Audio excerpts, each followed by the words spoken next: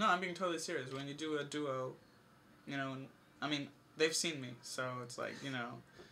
Anyway, it's a touch, but I like the way I started that first one. So it is a sensitive subject, these people, you know. And by these people, I mean icons like Chris Cracker, Queer as Folk, maybe even the L word.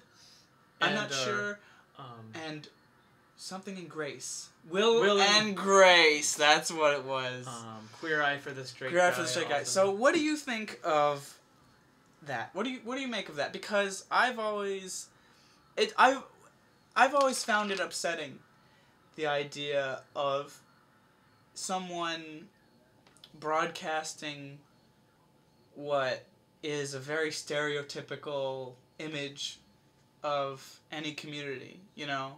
And this is, you know, this happens within the black community and every other community. But what do you think of that? I think, well, on the first hand, I wouldn't necessarily judge the people who are doing it. You know, the people who are actually on Queer as Folk, people who are actually on Queer Eye for the Straight Guy, who are, you know, because, I mean, in a lot of ways, you can never be the exemplar for your own community. You can never expect And it's entertainment. Yes. And, I mean, it's really, in a large way, it's the audience that's sort of taking this and saying, oh, so this is what, you know, this is what gay people are like. This is, you know, I'm going to think of this as a model, as an idol. Right. I'm going to give this my attention because it fulfills my pre-existing prejudices in the first place. Because there are, again, you know, people of all walks of life, of all sexual orientations. Right. The one thing that I would say... I mean, but doesn't it ever bother you? It does bother me. It bothered I would say, again, it bothered the attention itself. Right. Bothers me more than the people. Right. If these were people going about their lives, I mean, I think, for one thing, a lot of these stereotypes are not really all that negative. They're, I mean, for example, the whole Queer Eye for the Straight Guy. Right. I mean, I look at these, the way a lot of the hosts behave on the show, and it's a little shallow. It's a little, there's some negative in there. But in general, it's like, oh, look, we're good at these things. We have these talents. We can bring these to you. Fashion. Yes, they're stereotypical talents. Right. But there's nothing wrong with a gay person, or a straight person for that matter, having those particular talents. Right. You know, I'm much more comfortable with that than, say, 25 years ago, when it's like, oh, you're gay, so do you molest children? That's a stereotype that I'd like to overcome. Yeah. That is... Yeah, 25 years ago. Yeah. Huh. Or even longer. Oh, you're gay. You must be crazy. Yes. Come with us. Yes, let's lobotomize you. Let's castrate you. Yeah. Real treatments to that psychological disease. So when was that? Victorian age? Or even... It was probably even sooner than that. Ooh. It's probably in the 40s, 20s even, maybe?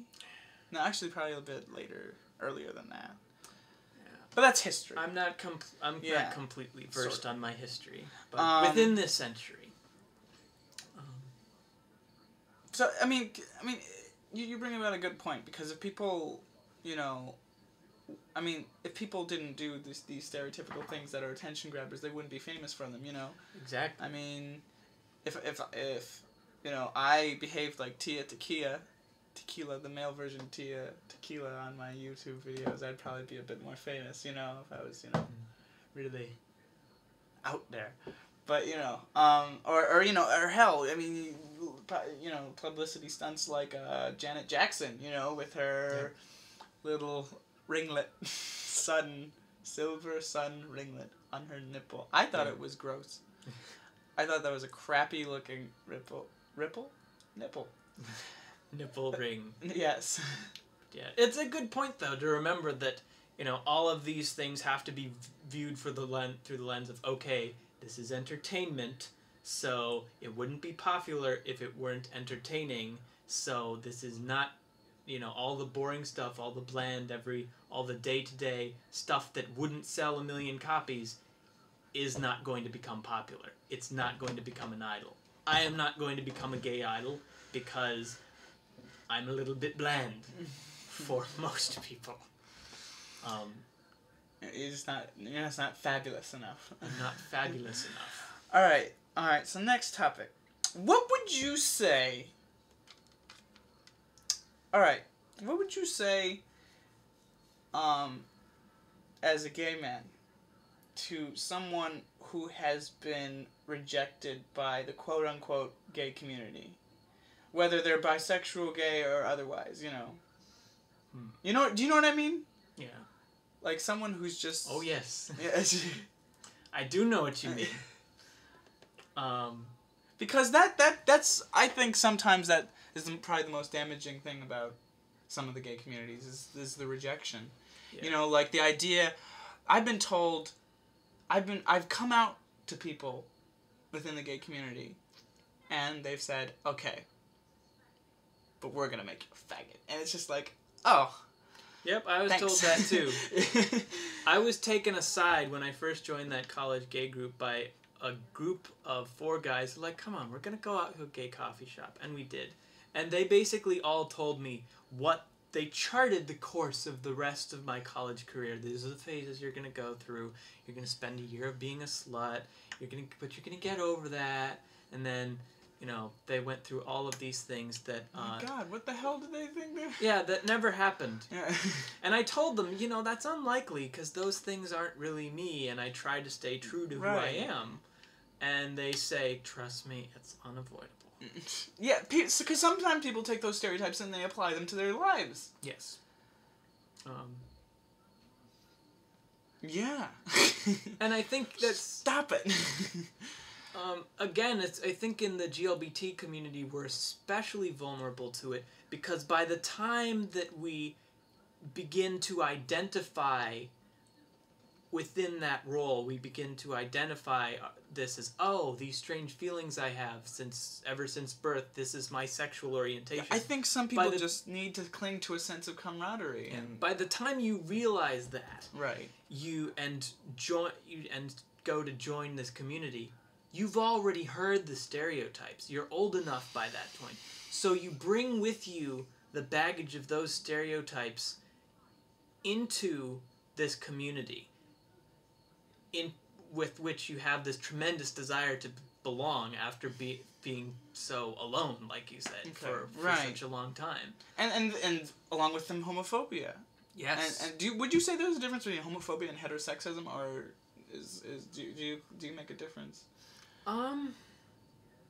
Because whereas one would define homophobia as the fear of homosexuals, heterosexism would be the conscious persecution of homosexuals. So being deliberately anti-gay in your ideology. Yeah.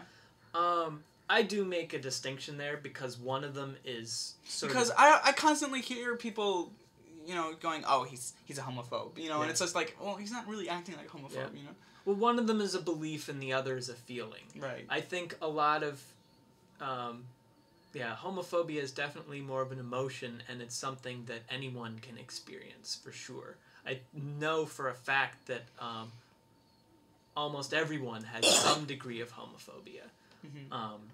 I'm sure, I know that I do. Yeah. I mean, if you're in a room and you're about to tell someone, oh, I was dating a nice guy last week, and you have that pause where you're sure, oh, should I say that or not? Is it an okay thing to say? Yeah. That's which I experience all the time. Hell yeah, I do not like talk coming out. I do not like it at all.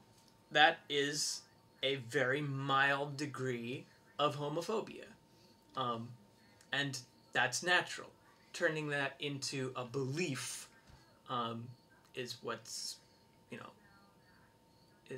really damaging. Okay, we're running out of time. One more time.